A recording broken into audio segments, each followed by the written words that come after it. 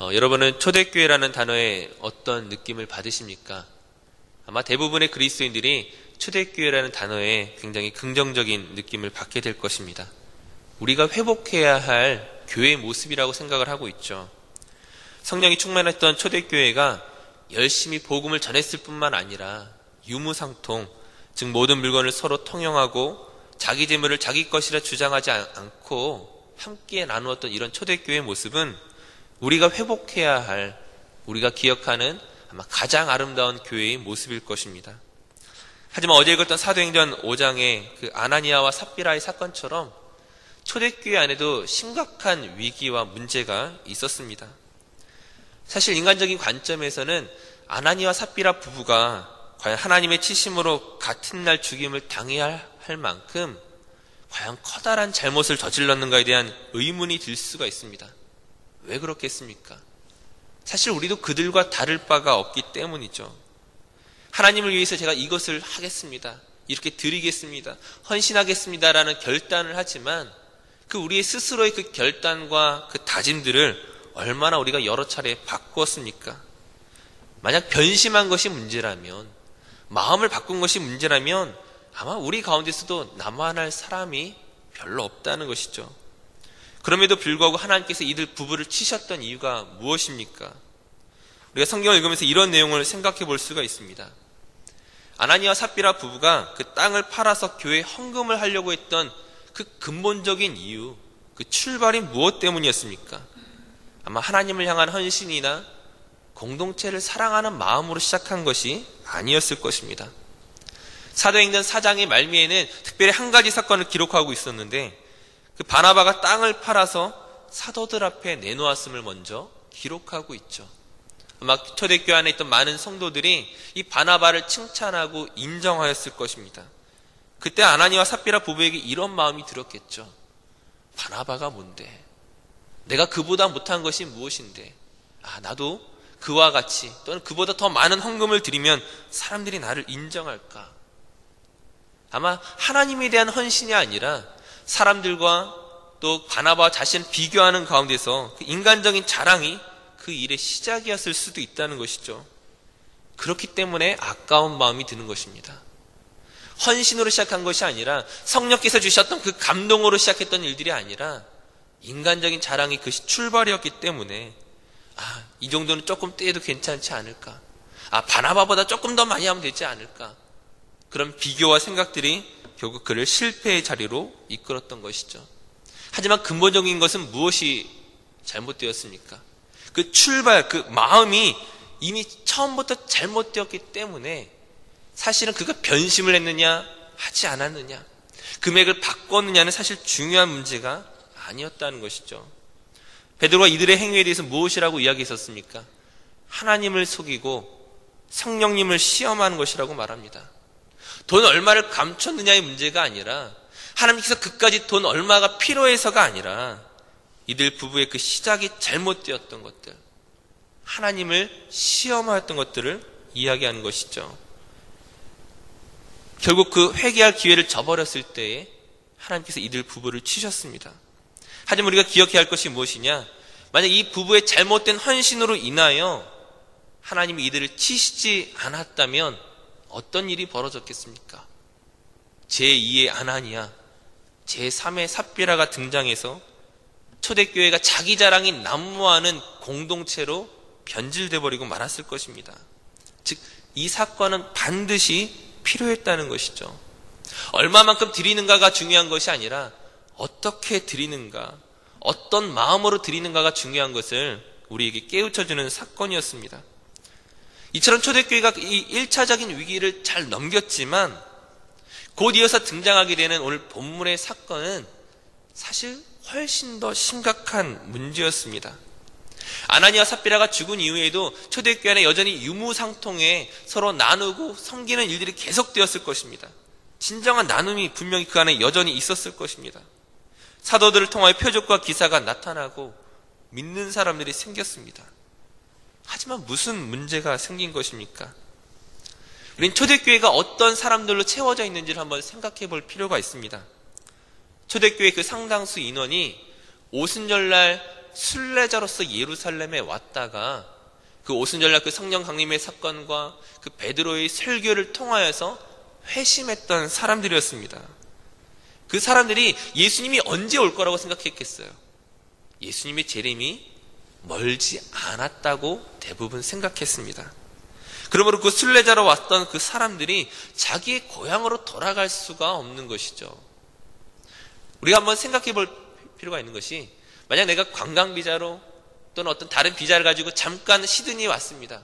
근데 여기서 하나님을 만나게 되고 하나님이 예수 그리스도께서 다시금 이곳 가운데 재림할 것들을 우리가 믿는다면 한국으로 돌아갈 수 있겠습니까?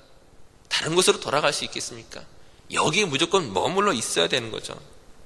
내가 돌아가는 것이 아니라 고국에 있는 자기의 가족들마저 다 이곳으로 초청하여 다 모을 것입니다. 하지만 막상 이곳에서 생활을 유지하는 것은 굉장히 어려운 일이죠.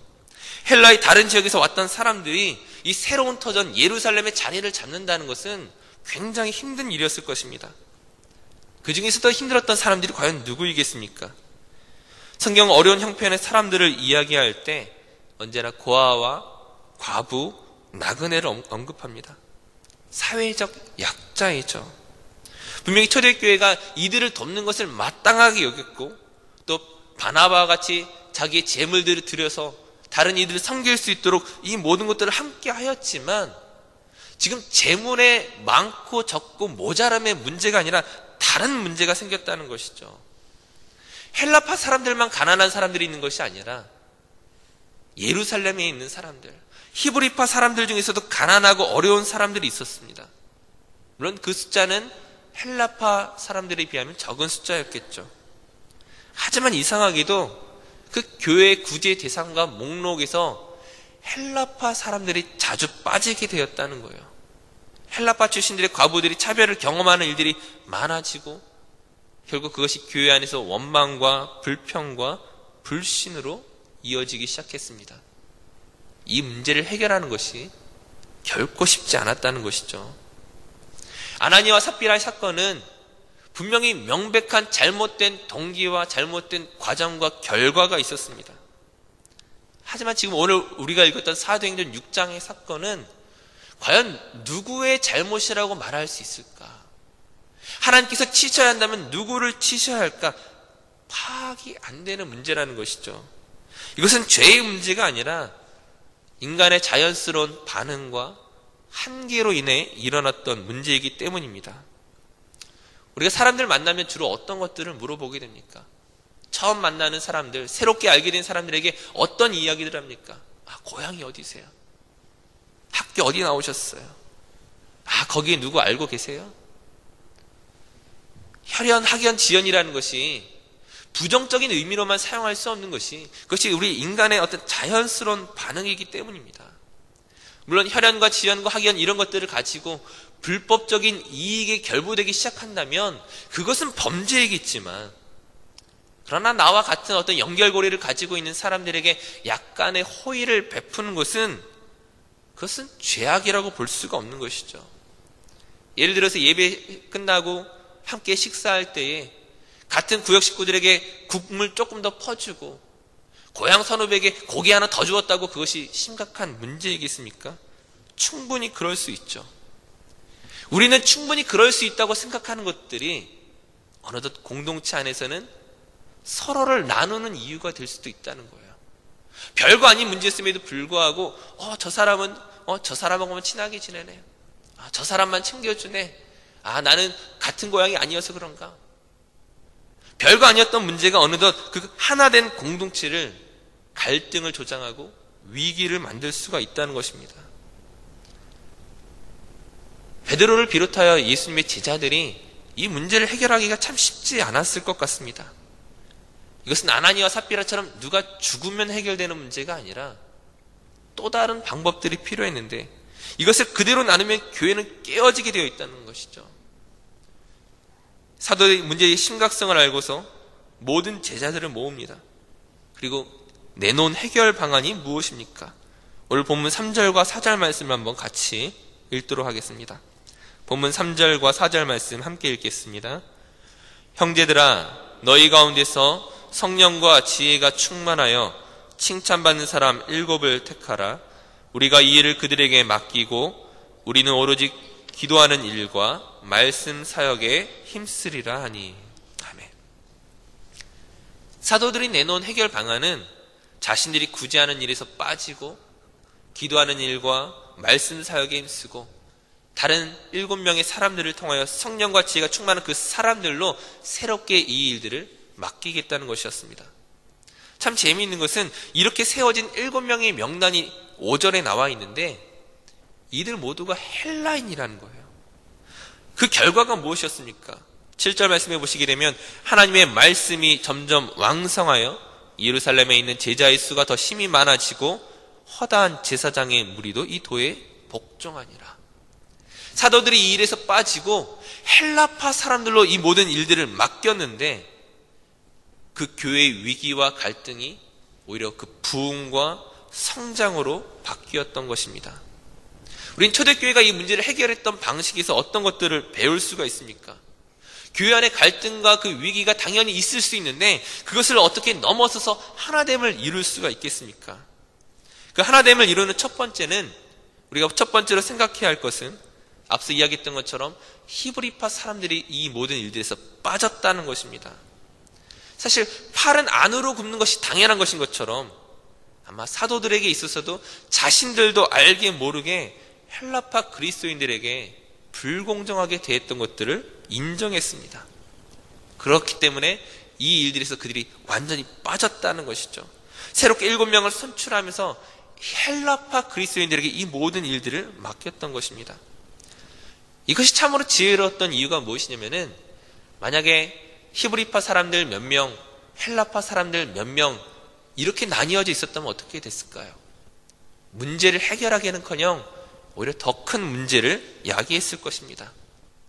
자기의 권리를 행사하기 위해서 또는 빼앗기지 않기 위해서 더 많이 가지려는 것처럼 서로 간에 오해와 불신이 생길 수 있었다는 것이죠. 내가 가지고 있던 모든 기득권을 포기해버렸을 때에 새롭게 일어날 수 있는 그 갈등과 오해를 막아서고 교회가 성장할 수 있는, 하나 될 수 있는 그 기반을 만들었다는 것입니다.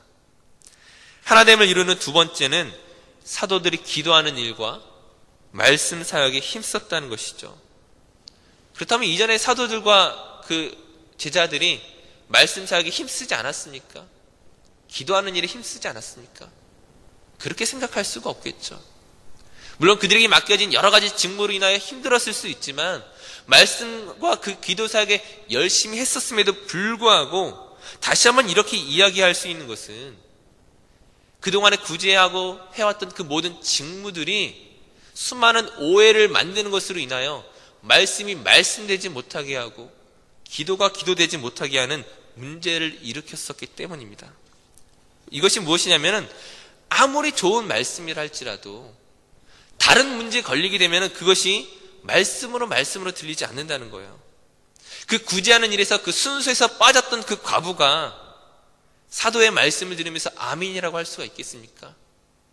오늘날로 말하면 목사님이 신방 와가지고 이 성도를 위로하는 말들이 들리겠느냐는 거예요. 오해가 되는 거죠, 오히려. 하지만 사도들이 이 모든 직무에서 빠지게 되므로 말씀이 말씀될 수 있도록 사도들에 대해서 말씀 사역에 대해서 그 기도하는 일들에 대해서 의심하지 않고 받아들일 수 있도록 그 모든 갈등의 요소가 제거되었던 것입니다.